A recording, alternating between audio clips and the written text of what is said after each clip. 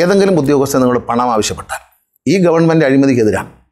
വളരെ ശക്തമായെന്ന് പറയുന്നത് ഏതെങ്കിലും ഉദ്യോഗസ്ഥരോ ഏജൻസോ നിങ്ങളുടെ പണം ആവശ്യപ്പെട്ട് മോട്ടോർ വെഹിക്കിൾ ഡിപ്പാർട്ട്മെൻറ്റുമായിട്ട് വന്നു കഴിഞ്ഞാൽ കൊടുക്കരുത്. കൈക്കൂലി കൊടുക്കുന്നതും വാങ്ങുന്നതും കടുത്ത ശിക്ഷയാണ്. ശിക്ഷാർഹമായൊരു കുറ്റകൃത്യമാണ് ഇന്ത്യ എന്ന മഹാരാജ്യത്ത്. അതുകൊണ്ട് കൊടുക്കരുത്. അങ്ങനെ ആരെങ്കിലും ചോദിച്ചാൽ ഏതാനും ദിവസങ്ങൾക്കുള്ളിൽ നിങ്ങൾക്കായി ടോൾ ഫ്രീ നമ്പർ ഒരുങ്ങുന്നുണ്ട്. നിങ്ങളുടെ പരാതി നിങ്ങൾക്ക് ടോൾ ഫ്രീ നമ്പറിലൂടെ വിളിച്ചു പറയാം. അതിന്മേൽ കർശനമായ നടപടി ഉണ്ടാകും. ഒരു സംശയം അക്കാര്യത്തിൽ വേണ്ട, ഒരു വിട്ടുവീഴ്ച അക്കാര്യം ചെയ്യില്ല. പണം കൊടുക്കുകയോ കൈക്കൂലി കൊടുക്കുകയോ വാങ്ങുകയോ ചെയ്യരുത്. നിർബന്ധമായോ സാധാരണ ലൈസൻസ് എടുക്കാൻ അല്ലെങ്കിൽ രജിസ്ട്രേഷന് പോകാൻ പണം നിങ്ങൾ ഫീസ് അടയ്ക്കുന്നുണ്ട് ഗവൺമെൻറ്. ആ ഫീസിൽ കവിഞ്ഞ് ഒരു പൈസയും ആർക്കും കൊടുക്കരുത്. ഇടനിലക്കാർ ഉദ്യോഗസ്ഥർക്കാണെന്ന് പറഞ്ഞ് വാങ്ങാൻ ശ്രമിക്കും, കൊടുക്കരുത്. കഴിയുന്ന ഇടനിലക്കാരെ ഒഴിവാക്കുക. വളരെ പ്രധാനപ്പെട്ട ഒരു കാര്യം, നിങ്ങളിൽ പലരുടെയും വാഹനം രജിസ്റ്റർ ചെയ്തിട്ടുണ്ട്. നിങ്ങൾ ശ്രദ്ധിക്കണം, നിങ്ങളുടെ വാഹനം രജിസ്റ്റർ ചെയ്ത ഒരു പക്ഷേ ഒരു ഏജൻറ്റോ ഒരു ഡീലറോ ആയിരിക്കും. അവർ അതിൽ കൊടുക്കുന്ന ഫോൺ നമ്പർ നിങ്ങളുടേതായിരിക്കില്ല. ഈ വാഹനവുമായി ബന്ധപ്പെട്ട് എന്ത് ഫൈൻ വന്നാലും എന്ത് ഇൻഫർമേഷൻ വന്നാലും ആ ഫോണിലേക്ക് പോകുള്ളൂ. ഇപ്പോൾ വാഹൻ സൈറ്റിലാണ് ഇന്ത്യ മുഴുവൻ ഒരേ സോഫ്റ്റ്വെയറാണ് ഉപയോഗിക്കുന്നത്, ഒരേ നിയമങ്ങളാണ് നിലനിൽക്കുന്നത്. അപ്പോൾ അതിൽ വരുമ്പോൾ നിങ്ങളുടെ ഫോൺ നമ്പർ തെറ്റായി അടിച്ചാൽ എന്ത് രേഖ, ഫൈനാകട്ടെ മറ്റ് ഇൻഫർമേഷൻസ് എന്തുമാകട്ടെ, അത് നിങ്ങളുടെ ഫോണിൽ അല്ല വരുന്നത്, മറ്റൊരു ഫോണിൽ പോകും. അവരങ്ങ് നെഗ്ലക്റ്റ് ചെയ്യും. പക്ഷെ ഒടുവിൽ വണ്ടിയുടെ എന്തെങ്കിലും ആവശ്യമായിട്ട് ചെല്ലുമ്പോൾ നിങ്ങളെ സംബന്ധിച്ച് വലിയൊരു തുക അടയ്ക്കേണ്ടി വരും. നിങ്ങൾക്ക് അടിക്കുന്ന റോഡിലടിക്കുന്ന ക്യാമറ ഫൈൻ അടക്കം പലതും മെസ്സേജുകൾ വരുന്നത് ഈ നിങ്ങളുടെ ഫോൺ നമ്പറിലല്ല. അതുകൊണ്ട് അടിയന്തരമായി നിങ്ങളുടെ ഫോൺ നമ്പറുകൾ ഇത് മാറ്റാൻ ഒരു സൗകര്യം ഞങ്ങൾ ഒരുക്കിയിരുന്നു. 1 മാസത്തോളം സൗകര്യം നൽകി. ഇനിയും നിങ്ങൾക്ക് സൗകര്യം തരാം. ഇനിയൊരു അവസരം കൂടി തരാം.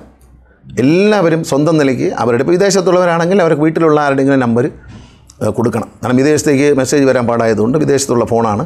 അപ്പോൾ നിങ്ങളത് നിങ്ങളുടെ നാട്ടിലുള്ള ഭാര്യയോ മക്കളോ അല്ലെങ്കിൽ ബന്ധുക്കളോ ആയ ആൾക്കാരുടെ നമ്പർ ഇതിൽ കൊടുക്കണം. കാരണം നിങ്ങൾ ഈ ഇൻഫർമേഷൻ അറിയണം. നിങ്ങളുടെ വാഹനത്തെ സംബന്ധിച്ചുള്ള ഇൻഫർമേഷൻ വരുന്നതെല്ലാം മെസ്സേജായിട്ടാണ്. അത് കാണണം, അതറിയണം. അതിന് ഫൈൻ ഉണ്ടെങ്കിൽ ഫൈൻ അടയ്ക്കണം. അപ്പോൾ അതിനു വേണ്ടിയാണ് ഞാനിത് പറയുന്നത്. ഇതൊക്കെ ചെയ്യേണ്ട കാര്യങ്ങളാണ്. ഇത് ഞാൻ എന്തുകൊണ്ട് പറയുന്നത് വെച്ചാൽ, ഒരു മന്ത്രി എന്ന നിലയിൽ ഞാനിവിടെ ഇരിക്കുമ്പോൾ, എൻ്റെ ഓഫീസിൽ ഇരിക്കുമ്പോൾ എന്നെ തേടി ഇത്തരം പരാതികൾ വരാറുണ്ട്. എനിക്ക് ഒരു ഇൻഫർമേഷൻ കിട്ടിയില്ല, എനിക്ക് 1.5 ലക്ഷം രൂപയുടെ ഫൈനുണ്ട്, പലപ്പോഴായിട്ട് അടിച്ചിരിക്കുകയാണ്. പക്ഷെ എനിക്ക് ഇൻഫർമേഷൻ കിട്ടിയില്ല. എങ്ങനെ കിട്ടും? അദ്ദേഹത്തിൻ്റെ നമ്പറല്ലല്ലോ കമ്പ്യൂട്ടറിൽ കിടക്കുന്നത്.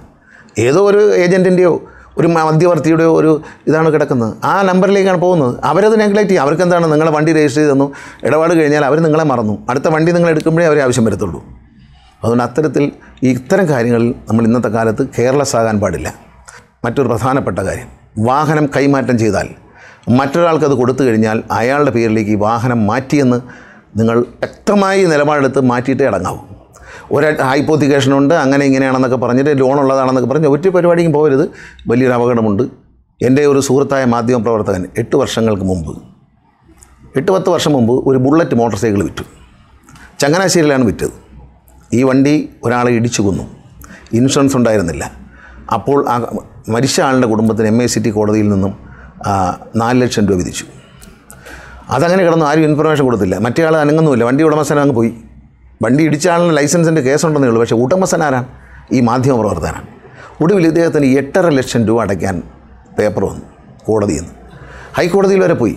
ഒരു നിവൃത്തി ഉണ്ടായിരുന്നില്ല. കാരണം ഉടമസ്ഥൻ അപ്പോഴും അയാൾ തന്നെയാണ്. ഈ 10 വർഷം കൈമാറ്റം ചെയ്ത് 10 വർഷം കഴിഞ്ഞപ്പോഴും ഈ മാധ്യമപ്രവർത്തകൻ തന്നെയാണ് ഇതിൻ്റെ ഉടമ. അദ്ദേഹം ഒടുവിൽ ഈ 8.5 ലക്ഷം രൂപയും കോടതിയിൽ കെട്ടിവെക്കേണ്ടത്. അയാൾ ഇടിച്ചതല്ല, അറിഞ്ഞ കാര്യമല്ല. 8 വർഷങ്ങൾക്കും അദ്ദേഹം വിറ്റ ഒരു വണ്ടി, ആ വണ്ടിയാണ് ഈ കുറ്റകൃത്യം. ആ ഉടമസ്ഥനെ കാണാനുമില്ല, വണ്ടിയും കാണാനില്ല. ഇനി വണ്ടി കിട്ടിയിട്ട് എന്ത് കാര്യം? അതുകൊണ്ട് ഇതുപോലുള്ള അപകടങ്ങൾ നിങ്ങളിൽ പലരും ചാടിയിട്ടുണ്ട്. ഇത് ഞാൻ പറയുന്നത് നിങ്ങളിൽ പലരും എന്നെ കാണുമ്പോൾ, വേറെ സമയമുണ്ടായിട്ടല്ല, ഞാനിത് എല്ലാവരെയും വിളിച്ച് പറയാൻ പറ്റത്തില്ല. നിങ്ങളിൽ പലരും ഇതേ വിഷയങ്ങളുമായി എന്നെ സമീപിക്കുമ്പോൾ ഉണ്ടാകുന്ന നിവൃത്തികൾ, സഹായിക്കാൻ കഴിയാത്തൊരവസ്ഥ, അതുകൊണ്ടാണ് ഞാനിത് പറയുന്നത്.